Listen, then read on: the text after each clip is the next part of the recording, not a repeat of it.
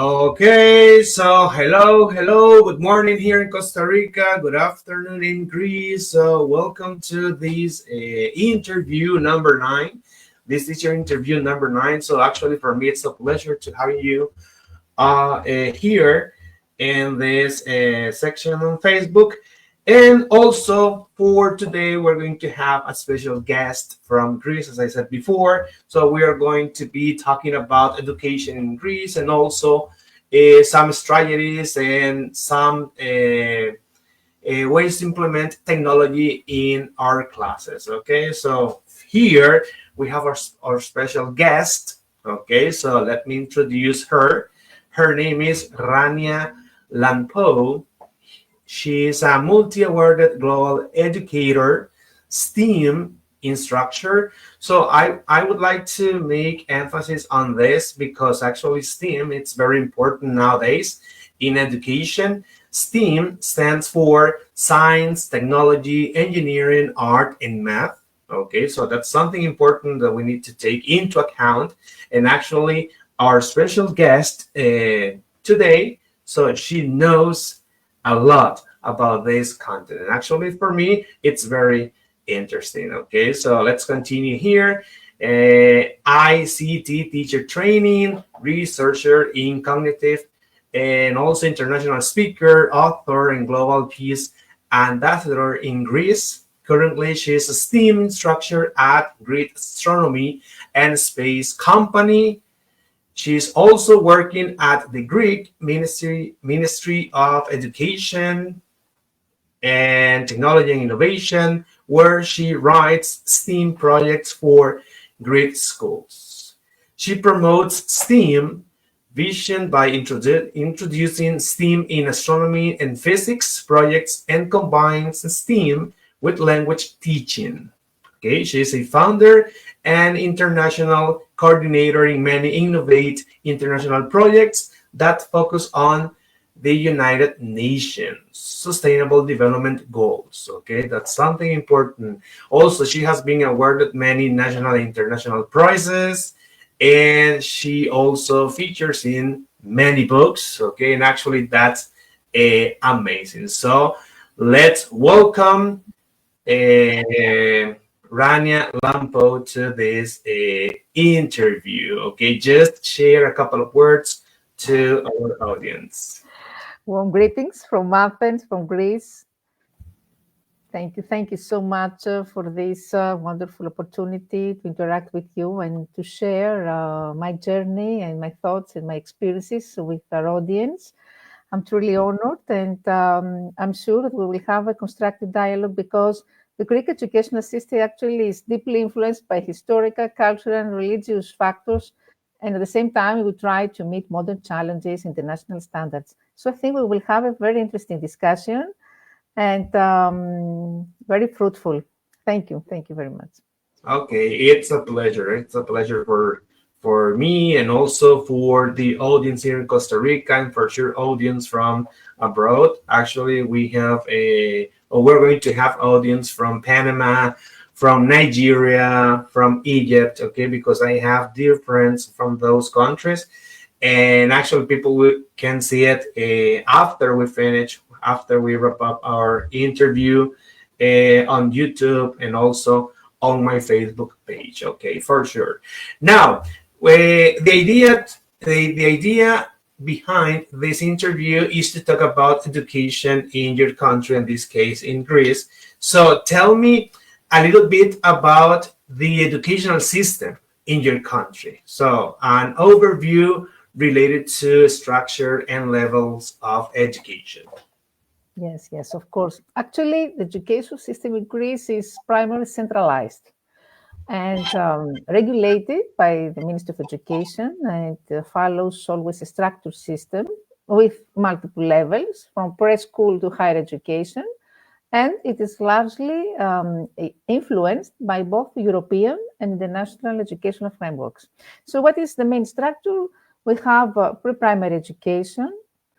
So this includes nursery and kindergarten until the age of 4 to 6 years old. So it's compulsory for children, of course. We have primary education, which is actually 6 years, from age 6 to 12 years old. And the curriculum includes, core subjects like Greek language or mathematics, history, etc. Primary education is also compulsory. A lower secondary education, 3 years, from ages 12 to 15. And the upper secondary education, which actually is divided in two main streams, is 2 years also, from ages 15 to 18. And here I would say that the curriculum is more focused on higher education, how to prepare students for higher education. Of course, at the end of this upper secondary high school, students take the Panhellenic examinations, which define actually admission to higher education institutions, universities or technical institutions. There is also vocational high school at the same time, which provides students with general education alongside vocational training in fields such as mechanics or electronics, IT, healthcare. And post-secondary, of course, no tertiary education, so vocational training institutes, specialized schools. And finally, higher education, which is composed of universities, technological education institutes, postgraduate studies. We have the Open University also of Greece. It's the only official open university offers distance learning, actually. These are both undergraduate and postgraduate levels. In the domain of special education, also have special schools integrated programs for students with disabilities. And in general, I could say some key characteristics of the Greek education system is, of course, compulsory education until the age of 15 years old for pre-primary, primary, and lower secondary education. Public education, because it's free at all levels, including higher education. And Panhellenic examinations is centralized, actually, about centralized national exams play a crucial role in defining entry to higher education. Foreign language, English is taught as a compulsory subject from primary school, and students often study a second foreign language, also usually French or German, during secondary school. So in recent years, actually, Greece has seen reforms. We aimed actually to modernize the system, to reduce university entrance stress. We try to improve vocational education. Vocational education is still the poor Cinderella education system. It's not attractive at all. It's considered as a less prestigious academic alternative. And there has been also increased emphasis on digital learning and support for distance education, especially in the COVID pandemic. So the education system, I would say, in general, in Greece is highly valued, with a strong tradition in classical studies, but at the same time, we also face challenges, including the high competition, mentioned before, for university entrance and the heavy reliance on private tutoring. The big problem in Greece is what we call shadow education. So parents have to spend a lot of money to private teachers in order to support students who are going to public schools. So it's a big problem for families. Anyway, I hope I have answered. Okay, so thank you. That's a lot of information. And actually, I was paying attention to the relation we have here in Costa Rica. So we do have at first kindergarten, and some institutions, and also let's say some private institutions have a grade even before kindergarten for kids, and then they have kindergarten, then they start the primary school from first grade to sixth grade, and then in our case high school, 5 years, and then they go to university. So they can choose if they want to. Well, they can choose, but if they want to go to a private university, there's not a problem. So they just pay for it. Or if they want to apply for a public university, so they have the opportunity to do that. Actually, here we have many options for education if you want to become a professional. So let's continue with what about the biggest challenges facing in education. So here in Costa Rica, we have a lot of them, but we would like to hear about what challenges you face in education in Greece? Okay, actually, Greece faces many significant challenges, and some of them are long-standing, unfortunately. They were exacerbated by economic, social, and political factors. And these Mhm. challenges range from structural issues within the education system to external pressures such as economic crisis and changing societal needs. So the first, of course, is the impact of the economic crisis. There's always underfunding of schools and universities. We have a long-lasting financial crisis in Greece, which led to significant budget cuts in education. So there are many schools actually which face challenges like inadequate infrastructure or lack of teaching materials, sufficient technological source, lack of permanent teachers also. Another issue that I mentioned before is the over-reliance on private tutoring. Is what we call supplementary, as I mentioned before about pseudo education, supplementary education system. This is especially for students who are prepared for Panhellenic examinations, the university entrance exams, and many families invest heavily in private classes to supplement actually our public education, which creates inequality. But why? Because wealthier families, of course, can afford a better preparation. And this system of examination actually system is is something which places intense pressure on students' educators. We have the cases of many students who suicided because they failed on these exams. Why? Because there's pressure of parents, and because success in these exams is often seen as the only path to social mobility. And the results actually have a significant impact on the students' future. So teaching, you can understand that teaching becomes exam-focused, sidelining, of course, broader educational goals like creativity or critical thinking and holistic learning. So limited flexibility and choice. This is a centralized nature of the exam system, which limits flexibility, forces students to specialize early, often at the expense of exploring a wide range of interest. Another big issue is high unemployment. High employment among graduates because there is a mismatch between education and labor market, particularly among university graduates, because now students pursue higher education but without clear job prospects in their chosen fields.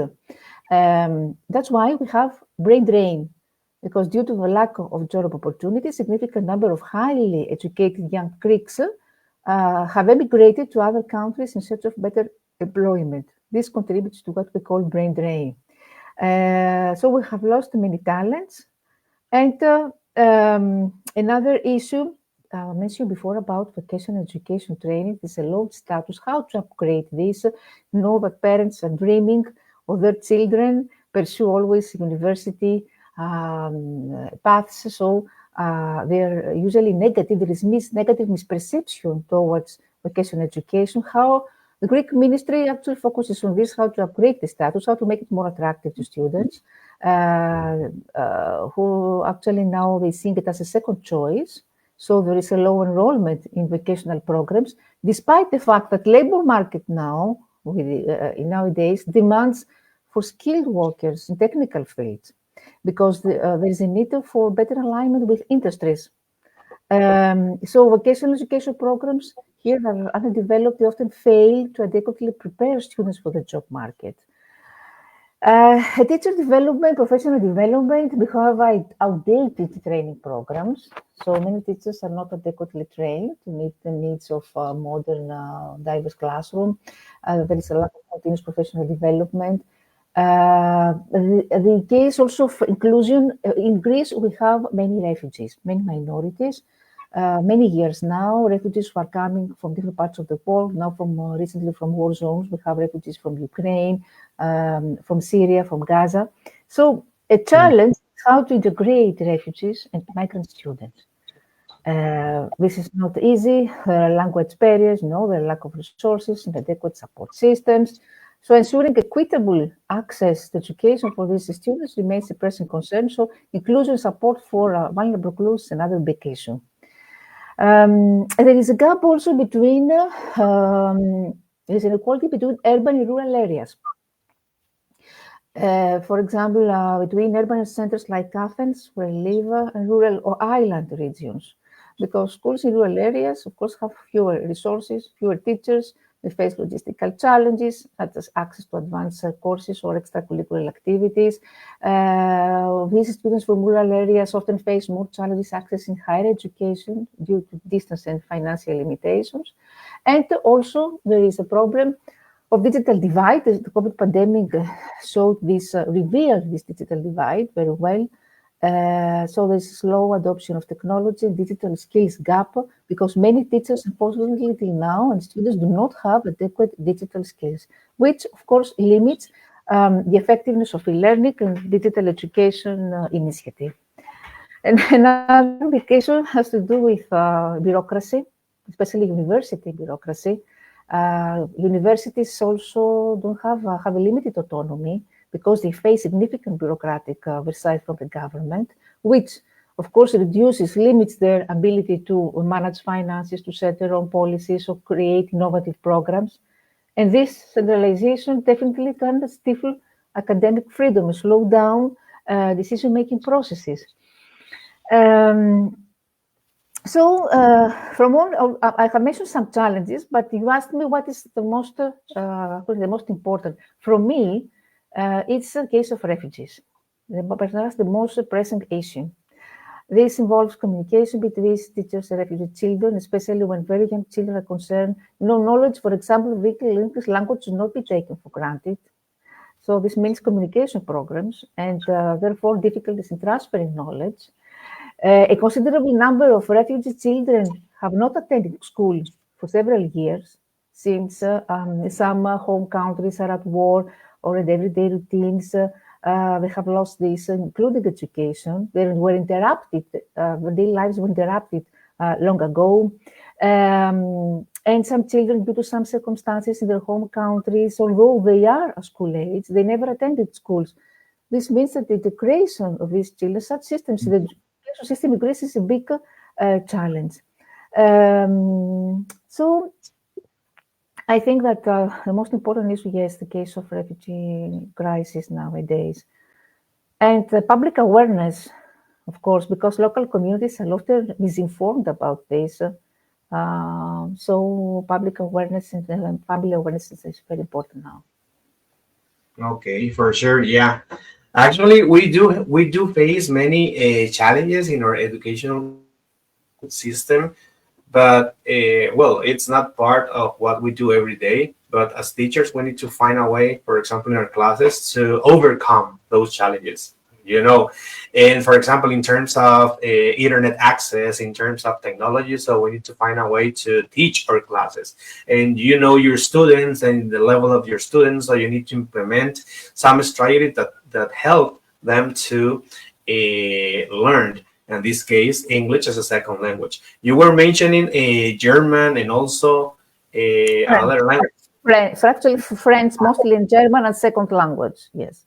Yeah, actually, and that's very interesting. Here in Costa Rica, so we have, let's say, English as a second language and French. But French goes from 7th grade until 9th grade. And they have the opportunity to choose if they want to continue studying French or they continue with English. And most of the cases, they decide to continue with English. Okay, so my first bachelor degree is in French, so I was a French language teacher for some years. So I love French. I have been teaching French for some years. Yes. Okay, no, and good for you because you speak more than two languages. Okay, and that's great. And actually, we have a question for that, so let's keep it. Let's keep it like that. Okay, and that's our secret. Okay, let's move on to the next one related to technology. Okay, so how do you see technology being integrated into the classroom? How do you use it, or what strategies you implement in your classes? And also, what impact has it had on teaching and learning? First, I want to say that in Greece, we have a large-scale national initiative, the Greek Ministry of Education, for modernization of school education. We have this infrastructure for digital school. It is called Digital School. It is the Greek national policy for digital education content, which is aligned with the digital agenda of Europe. And we have a learning repository, which is called Photometron, which is amazing, very innovative, because first we have digitalized all textbooks, everything, which is every school material, school book is digitalized, but not only digitalized, it is enriched with extra resources. So we have interactive e-textbooks, enriched with many learning resources and games, there are many possibilities of how children they can interact with this content, in both in primary and secondary education. So all books are made available online in digital format. They are enriched with click and play interactive resources. We have a development of a large number of what we call open reusable learning objects, semantic unions covering a wide spectrum of areas, educational objectives, and these are initially designed, developed for the purpose actually of enriching the online versions of e-textbooks. In general, in Greece, we are orienting towards what we call multiple books. We don't need one book only to teach the students what was happening in the past. The new reform now, what is happening in Greece, is to institutionalize multiple books. So teachers we can select which material, which book is better for them and which fits best for the students. So we have implemented this learning repository. It's an amazing repository where teachers and students can upload thousands of projects, thousands of ready lesson plans. This serves as a official portal also for the digital school, and the key action lines has to do with how we promote open educational resources and how we try to promote the use of digital tools and resources in the classroom. So nowadays, in comparison to what's happening in the past, of course, there is a huge progress in Greece. I want to say that after the COVID pandemic, was a shock because I would say in Greece, there were teachers who didn't know even how to switch on the computer when the COVID pandemic started. So when the ministry announced that we're going to implement the distance learning programs and they have to manage learning management systems, they freaked out. They were panicked. They were totally negative. They didn't want to this option of distance learning. They're totally negative. So there were huge reactions because of this, the lack of training. So teachers then realized the weaknesses of education system, the weaknesses of the lack of professional development. So then I think this started the big revolution of technology. It was one of the benefits, we can say, the good parts of the COVID pandemic. So now we have, of course, interactive whiteboards, smart boards, we have tablets, laptops. During the COVID pandemic, also the ministry gave for free, offered laptops and tablets and free internet connection to students, for the privileged students, to marginalized students. And then from them, many schools have started introducing personal devices as part of the learning tools. These devices give students actually access to e-books, more interactive learning apps, research tools. So this enables more personalized and self-paced learning. Platforms like also Google Classroom, Moodle are very well used. So more educational software learning platforms have become now central to modern teaching in Greece. Because we can communicate with the parents also. It's very important. We can organize assignments and we can deliver lessons remotely or in blended format. And we know that the big advantage is that e-books and online resources reduce dependency on physical textbooks. And this makes learning materials more accessible and even more affordable. They can be easily updated, provide students with the latest information and content. This is very important. Of course, AI now, there are teachers in Greece who are starting to use AI tools in the classroom, artificial intelligence, and how to train. They try to train students in order to to use tools like ChatGPT, for example, wisely and ethically. All this debate about ChatGPT, what is happening around the world. There are countries who already have banned the use of ChatGPT and AI because it's considered as responsible to reduce creativity, critical thinking of students. Students are using it for cheating for the exams. All these things, what is happening. And I want to say something here that recently I was in a conference in Europe. And, the European Union nowadays invests 2 billions for students, for education institutions who are going to implement artificial intelligence in the classroom. 2 billions. And in this period, there were countries like Sweden. Sweden is one of the most tech-savvy countries. They have integrated tablets, smartphones already in preschool age.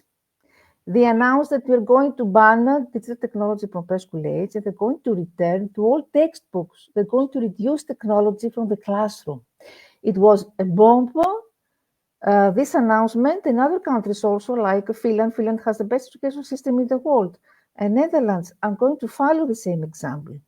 Because why? Because during this pilot period, they realized that students have started to lose the handwriting skills, the research skills, the mathematical skills. They are over distracted from these devices. They could not be concentrated on the lesson.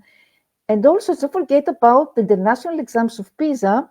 PISA is the international exam of students all around the world, which actually showed very low results in the performances of students after the COVID pandemic, from the COVID pandemic and after. And all the experts of PISA say that the technology is responsible for this low performance of students. So, of course, if you want my opinion, banning something is not the solution. The solution is to try to adopt technology wisely and morally, ethically, and try to train students to navigate these complexities of the cyber world. Because digital technology can give us amazing tools, valuable tools, and it's up to us on how we will use it. So the impact, you asked me, on teaching, of course, this has brought changes in instructional methods, so more personalized learning. We can differentiate instruction, we can tailor lessons according to the individual needs of our students. And of course, don't forget about the flipped classrooms now, which technology allows students to watch lectures, read materials at home, enables the collaborative learning with all these collaborative platforms. The role of teachers has changed because now we are facilitators. And of course, the impact on student learning, more engaged, it's more engaging, more motivating, everything which is multimedia content, simulation, games, virtual reality, augmented reality, all these interactive apps, of course, can make abstract concepts more tangible and can motivate students to explore topics further. So more easy access to information resource.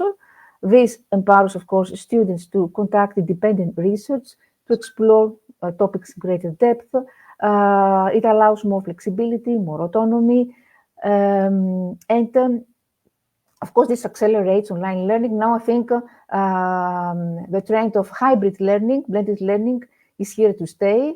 It's something which is already be adopted in many countries. We don't know what will happen again. So, acceleration of online learning. Of course, now we have more increased role of parents also. And of course, I want to mention that technology has brought changes in assessment and how we evaluate and how we give feedback to students. All these virtual chatbots of AI have revolutionized the way we evaluate our students. So we have more alternative assessment methods through quizzes, through all these amazing digital tools, which foster actually 21st century skills, critical thinking, innovation. So we could say we talk about the technological revolution, digital revolution, but let's not forget about the challenges, the digital divide inequality I mentioned before, the teacher unpreparedness. I mentioned the case of teachers in Greece, and the screen time also, health concerns. So the well-being of students should be taken into consideration because we all know how students nowadays are suffering from social media, suffering from the excessive screen time, the excessive use of digital tools. So it's up to us, educators, to how to balance technology use with offline, with hands-on learning activities to ensure a holistic learning experience. And STEM is here to help the students, of course, with some support about cybersecurity. In the Greek Ministry of Education, I'm a trainer and also have set up a seminar for students of primary secondary education who are coming with the ministry installation. We conducted a training about cybersecurity and data privacy. And there I am connected with students who actually have many experiences. They're facing a lot of problems, cyberbullying, many serious issues, and they're even afraid to speak. It's not easy to let them feel free and speak up. So yes, classroom, the digital classroom is here with all the spirits and trends, with artificial intelligence, with gamification, with VR and AR, more immersive technologies. And I think that the balanced use, as I said before, can give tremendous opportunities to education. Okay, so thank you. Actually, I would like to add something related to pandemic. Actually, when it started, for some teachers, it was a blessing in disguise. Okay, why? Because at the beginning it was something. Well, it was complicated for everybody. So to staying at home, and well, it was different. But as teachers, we always complain about time because we don't have time to investigate about new apps or to use new apps or try to find more strategies. And I remember in 2020, a lot of teachers didn't know much about computers and didn't know much about apps and about technology or even how to use internet. And it was complicated for many teachers. But I have to say that for me, it was a blessing in disguise. Why? Because I took an advantage. Which one? Virtual classes. So I decided to have my private virtual classes. Until now, I have 13 students with me. I teach virtually, and also, let's say, virtual English courses, and also tutoring for some kids at school. And actually, that's pretty cool. And in my case, I have been using some apps that I implement in my classes. And actually, it's very interesting because you are going to give interactive classes for your students, and that's pretty cool. Actually, that's great. And actually, so it was bad at the beginning, but if you see it in a good way, so we learned a lot about technology, and that's why, for example, here we are having this conversation because I know about this platform, and actually this one it's very useful. When I started using it, it was amazing just to see a studio, and also we can have an introduction, and we can do many things, and actually that's amazing. And also we can interact. So maybe it's not like that for you, but for me, it's like we have been being friends since many years ago because we're just having this conversation, so and that's the idea about this. Okay. So there are always astonishing similarities and common points in the education among systems all over the world. So this is the interesting part, that we have many common things and common challenges as educators. Yeah, exactly. Well, there is a question here, or there is a point talking about the cultural part in Greece, okay, in your country, and also the linguistic diversity. Now, I would like to talk about it. Why? Because many people like and many people love Greece culture, and let's talk about the Asian culture. Okay, so because I don't know much about your culture now, but talking about history, in my case, I am a big fan of Greece culture. So I can mention, for example, the Olympic Games, okay, and also some in important events that happened many years ago. So how do you implement or how does the curriculum, talking about education in Greece, is reflected in those contents, cultural and linguistic diversity? First, I want to add here that I forgot to mention that recently we had a reform in the Greek curriculum. We have introduced a new cognitive discipline, which is called Skills Lab. And for the first time, we have some new thematic sessions that have to do with environmental awareness, with STEAM robotics, with sexual education also, with civil rights, human rights, many thematic sessions would reflect actually the modern complex problems, thematic options which are optional, but it's a great step for Greece. Of course, the cultural education is, as I said before, a priority for Greece because of the minorities that we host here. So the emphasis, of course, is on Greek language and identity. Despite all these efforts to address diversity, the Greek language and cultural identity remains central in the national curriculum. The vast majority of subjects in the curriculum are taught in Greek. There is a strong emphasis on teaching Greek history, literature, religion, because religion reflects our country's Orthodox Christian heritage. And the focus, of course, this focus leads sometimes to tension, especially for students from different religious or linguistic backgrounds.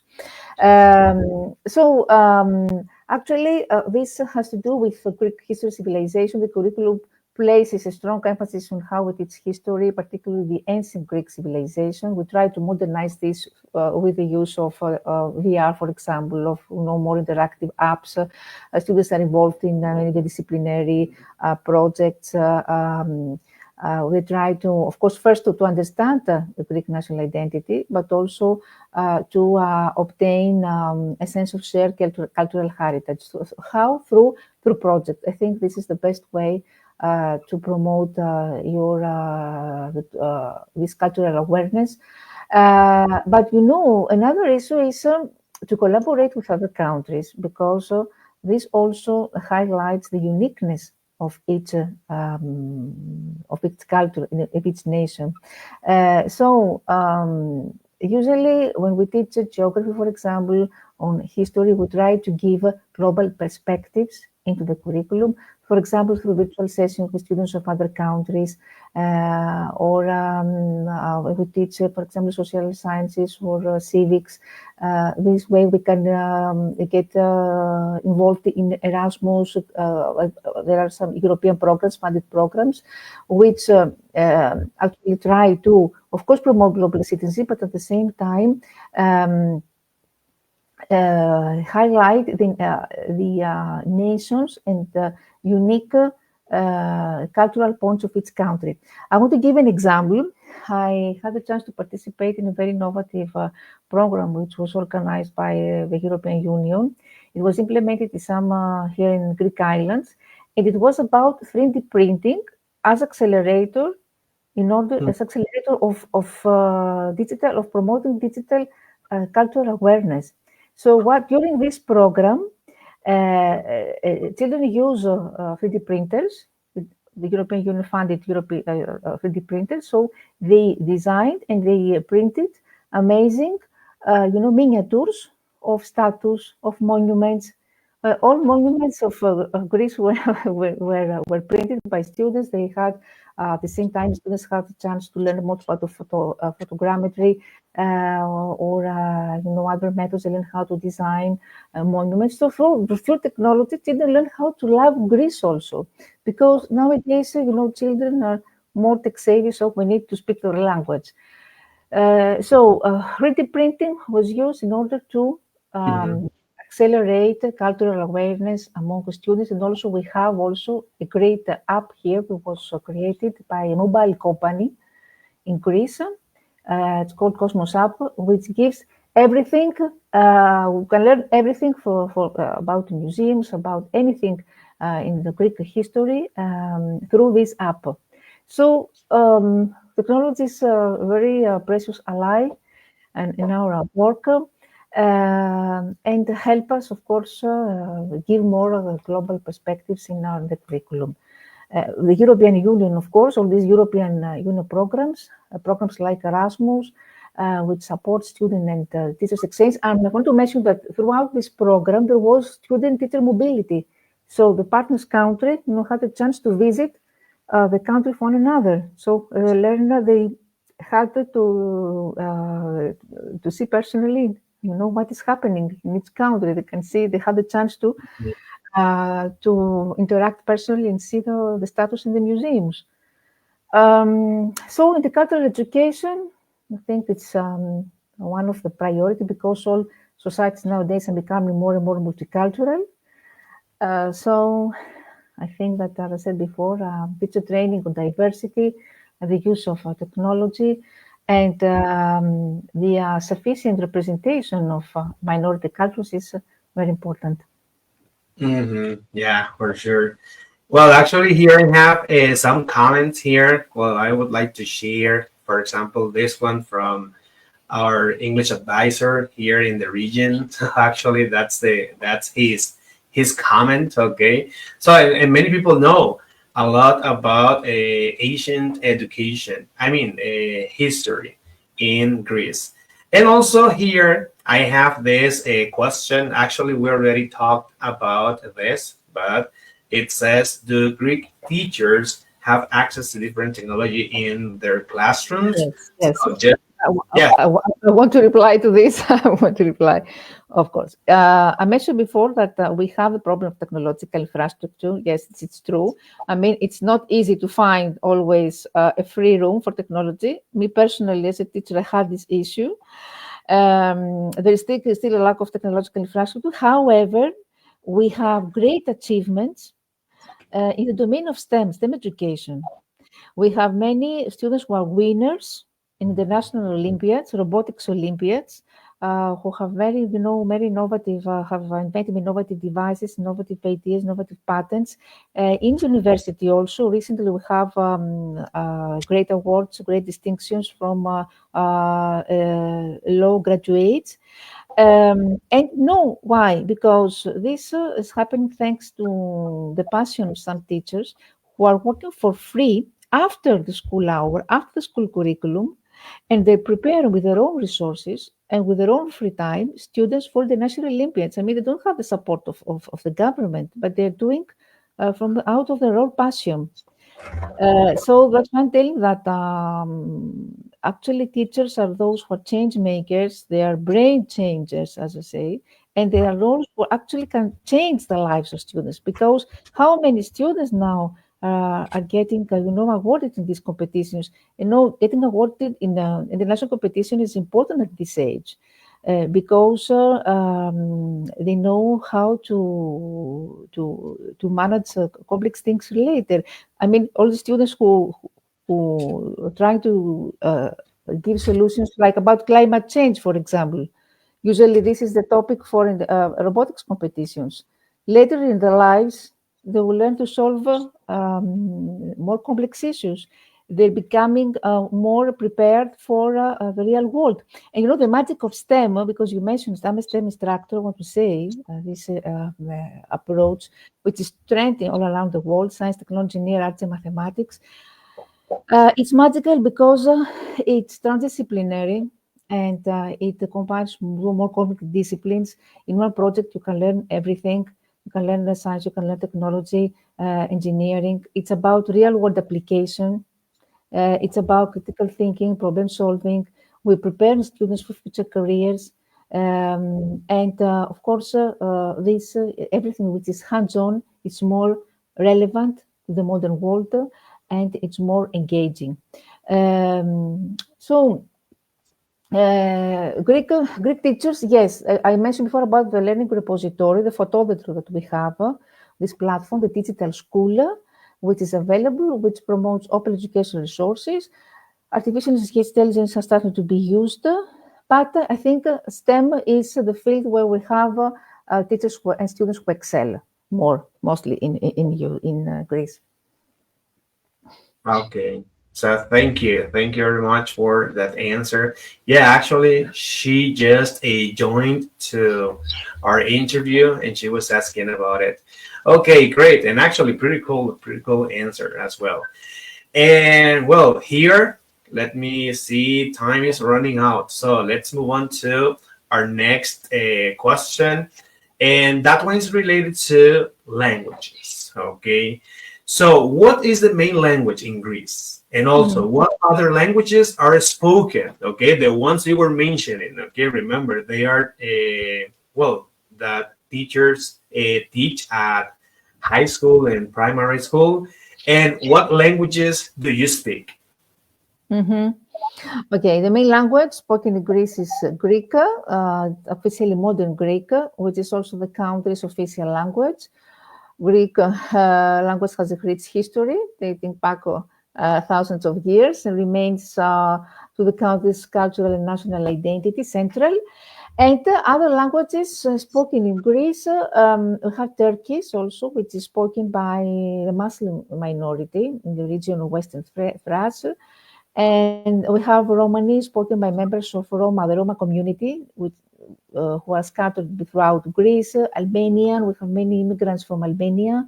Macedonian Slavic in northern Greece. Pomak is a dialect of Bulgarian spoken by the Pomaks, a minority group.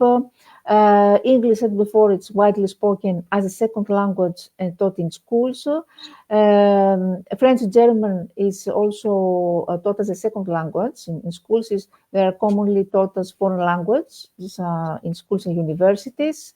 And also Russian and Eastern European languages spoken by more recent immigrant populations from former Soviet countries. Me personally, I'm speaking yes, Greek, English, and French. Okay, great.